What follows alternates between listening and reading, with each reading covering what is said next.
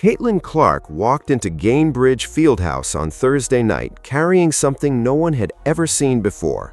Not a basketball, not a trophy, a pair of racer blue Nikes with her initials stitched into the tongue. The Caitlin 1, her first ever signature shoe. She showed up in an all-white fit, holding the sneakers like a newborn, and the whole arena knew this was supposed to be her night. Nike had spent the entire week building up to this moment.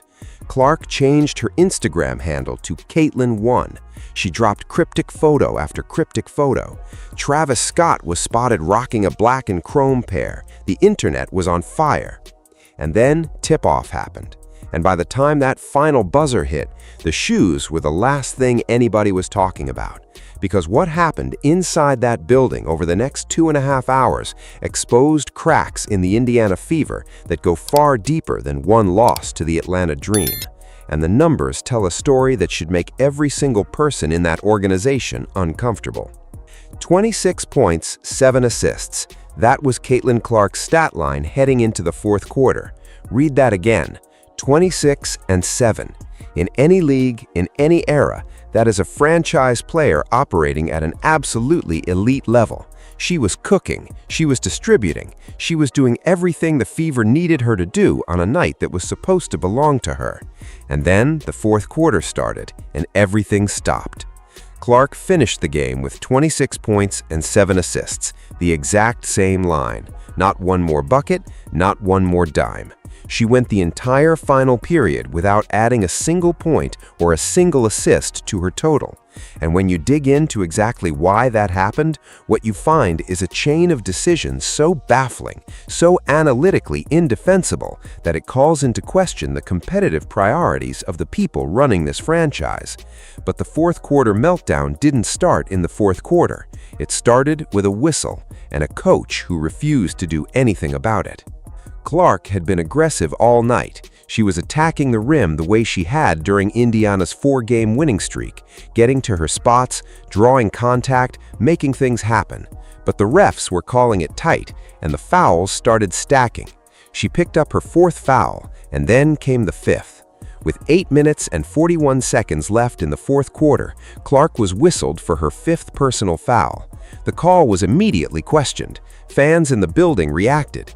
Broadcast observers flagged it in real time. Social media went nuts. One clip in particular made the rounds with the caption calling it a phantom foul. And standing right there on the sideline with a coach's challenge available to her was Stephanie White. She did not challenge the call. She let it stand. Clark went to the bench with 5 fouls and the Fever trailing by 9 points. Now here's where it gets really interesting. This wasn't some isolated incident. This wasn't one bad judgment call in the heat of competition. This has been a pattern all season long. Clark has finished with 5 fouls in 3 of the last 5 games. She's had 4 fouls in the other 2.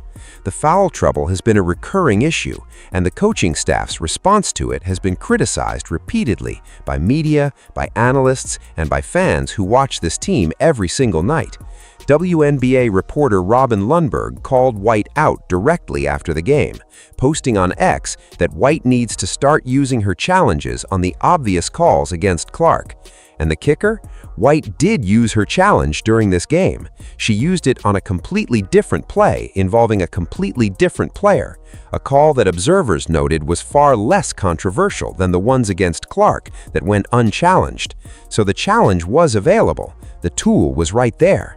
And the coaching staff made the conscious decision to deploy it elsewhere while their franchise player accumulated fouls from questionable calls and got sent to the bench during the most critical stretch of the game. That's not bad luck, that's a decision, and every consequence that followed traces directly back to it. Now here's the part that nobody saw coming. With Clark sitting on the bench in foul trouble, the Fever actually started playing better, way better. Indiana went on a 13-3 run. Kelsey Mitchell caught fire. Aaliyah Boston started dominating inside. The deficit evaporated. The Fever clawed all the way back and tied the game at 93 with just over 5 minutes remaining. Mitchell was the engine of that comeback. She was knocking down everything. She hit a deep three that gave her 700 career three-pointers, making her only the 8th player in WNBA history to reach that milestone. The arena was rocking. The momentum had completely shifted, and Stephanie White was on the sideline watching her team mount a furious rally without Caitlin Clark on the floor. After the game, White was asked about that run, and her answer raised more questions than it answered. She praised the group that was out there without Clark, said they dug in on defense, moved the ball, got higher quality looks. And look, that's all true. They did play well. But the optics of a head coach highlighting the success of lineups that don't include her franchise player is a conversation that's been simmering around this team for a while. There's been speculation all season about whether there's a philosophical disconnect between how White wants to run her offense and the kind of heliocentric system that a player like Clark naturally demands.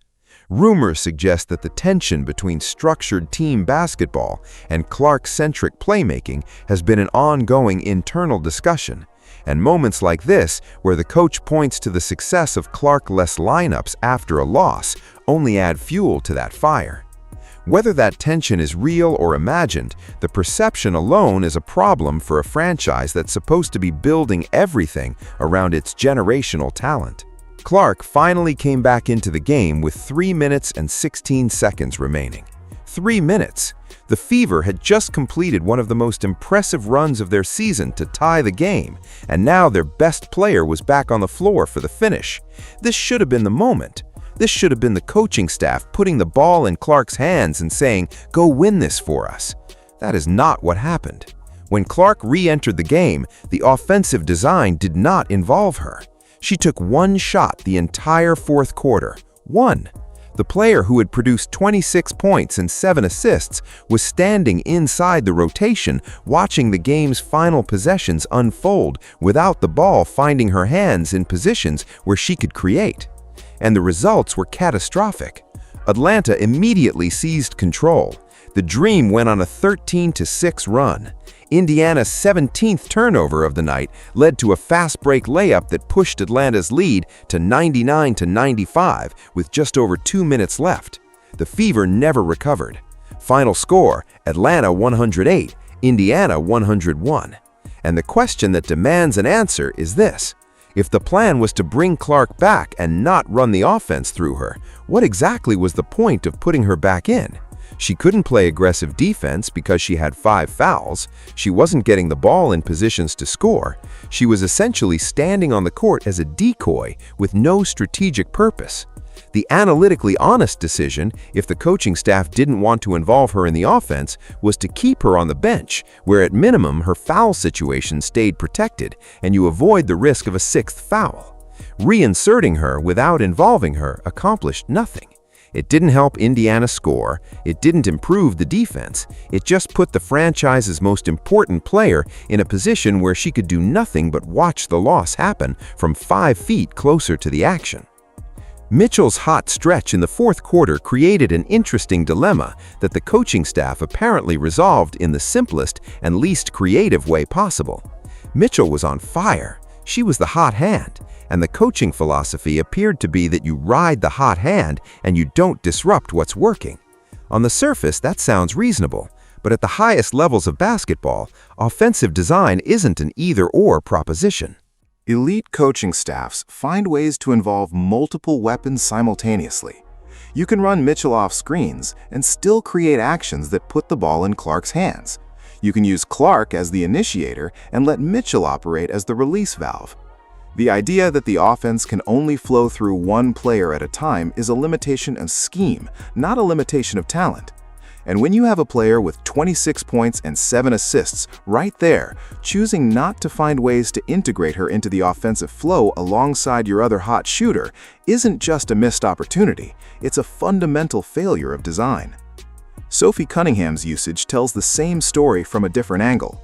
Cunningham came out of the first quarter on fire with 10 points. She was rolling, she was converting. She was doing exactly what her skill set produces within the Clark-centered system that had been driving Indiana's recent wins. And then the first quarter ended and Cunningham essentially disappeared. She didn't get another shot opportunity until the fourth quarter. She finished with 12 points for the entire game. A player who was hot, who was clicking within the offensive system, got frozen out for the game's entire middle stretch. If that sounds familiar, it's because the same pattern has shown up repeatedly with Clark. When someone is working within the system should feed them more, not less. The fact that productive contributors keep getting removed from shot opportunity rotations for extended periods suggests something fundamentally broken about how this offense is being managed.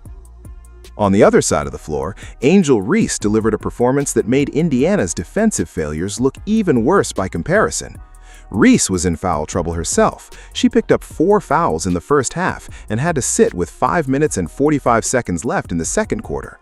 But here's the difference. When Reese came back, she played the entire second half without picking up another foul. She adjusted, she adapted, she figured out how to be aggressive without crossing the line. And she finished with 21 points and 11 rebounds for her 10th double-double of the season. The contrast with how Clark's foul situation was managed could not be more stark. Reese had more fouls in the first half than Clark had all game, and she still came back and dominated the second half. Meanwhile, Clark's 5 fouls turned into a bench stint, a limited return, and a stat line that froze in place for the final 12 minutes. Now, some of that is on Clark herself. She had 5 turnovers in this game. Her ball security has been an issue. She acknowledged after a previous loss that the fouls are partly a consequence of guarding more on-ball this season, and she's been honest about needing to be smarter. But the coaching response to her foul trouble, the decision not to challenge, the decision to bench her for 5.5 minutes, the decision to bring her back without involving her in the offense, those decisions belong to the coaching staff, and they produced a specific and measurable competitive outcome. The defensive side of this game was arguably even damning than the offensive mismanagement. All 5 Atlanta starters scored in double figures. All 5. Ryan Howard had 16, Jordan Canada poured in 18, Alicia Gray contributed 17, Naz Hillman added 17, and Reese led the way with 21. When your defense allows 5 opposing players to reach double figures, with 4 of them scoring 16 or more, you can't point to one single matchup failure and say that's where it went wrong. There is no single culprit. The entire defensive scheme is the problem. The adjustments that professional coaching staffs make to prevent distributed offensive production from developing across an opposing roster simply were not made effectively. Atlanta's offense got whatever it wanted, whenever it wanted it. They attacked the paint, they got their hands in passing lanes, they forced Indiana into turnover after turnover. And the defensive breakdowns that have plagued this Fever team all season showed up once again in a game that mattered.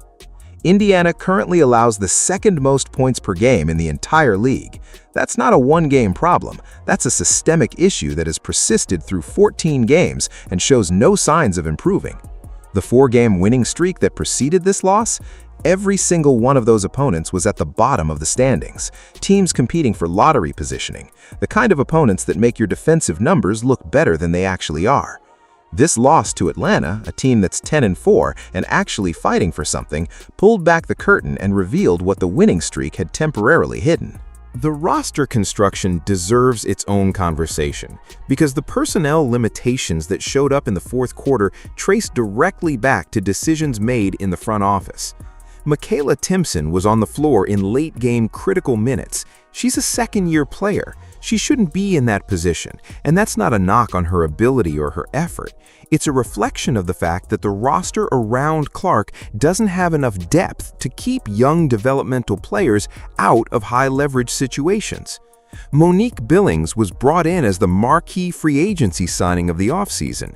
She was supposed to address specific competitive needs, and by multiple accounts, she has been unable to provide consistent fourth-quarter contributions in competitive games throughout this season. The investment implied a certain level of production that simply hasn't materialized. When your big off-season acquisition can't be deployed in crunch time and a young player is filling those minutes by default, the front office bears direct responsibility. Raven Johnson, the 9th overall pick in the draft, played 3 minutes in this game. 3. Whether that reflects her development, the coaching staff's philosophy around her role, or some other internal dynamic, the result is a high draft investment generating almost zero competitive minutes in a meaningful home loss. And Ty Harris played 15 minutes, despite consistent criticism throughout the season that her contributions don't justify the minutes she receives on a roster that's supposed to be competing for postseason positioning. Every one of these deployment decisions reflects either a coaching choice, a roster construction failure, or both. And the accountability for the collective result belongs to the people who made those decisions. The bigger picture here is uncomfortable but necessary to state directly. The Indiana Fever are not yet a good team. They have good players. They have arguably the most marketable and most talented player in the league. They have a core of Clark, Boston, Mitchell, and Cunningham that should be competing at the highest level every single night. But the structure around those players, the coaching philosophy, the roster depth, the defensive scheme, the challenge strategy, the deployment patterns, all of it is producing results that individual excellence can only temporarily mask. When Clark is rolling and Cunningham is hot and Mitchell is drilling threes, Indiana looks like a contender. But the moment any piece of that equation gets disrupted, whether by foul trouble, by coaching decisions, by defensive breakdowns, the whole thing collapses. And that's the definition of a team that's built on individual brilliance rather than organizational competence. A truly well-constructed team doesn't fall apart because one player sits for 5 minutes in the fourth quarter. A truly well-coached team doesn't freeze its best player out of the offense when she returns from the bench. A truly competitive roster doesn't rely on second-year players in crunch time because the higher-paid veterans can't be trusted in those moments. Every level of this organization contributed to this loss.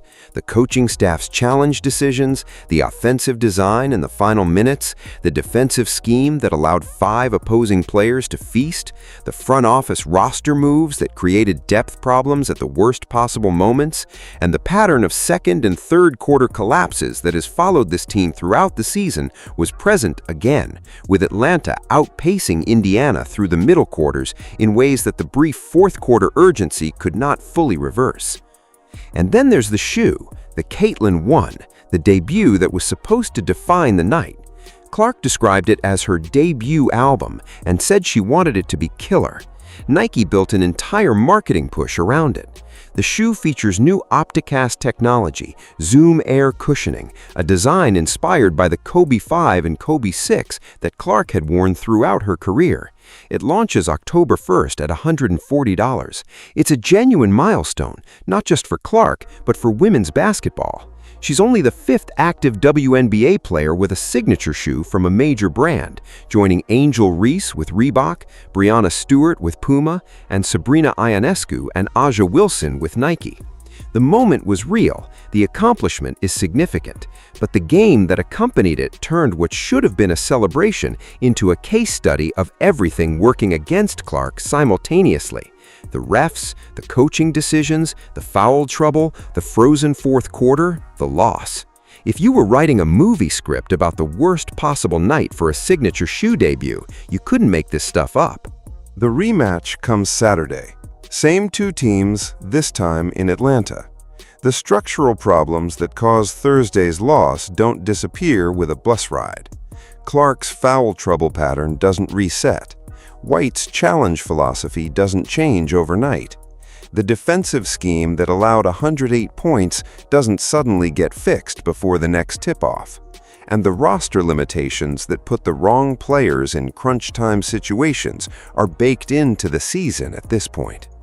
What can change is the offensive design. What can change is the willingness to put the ball in Clark's hands when the game is on the line.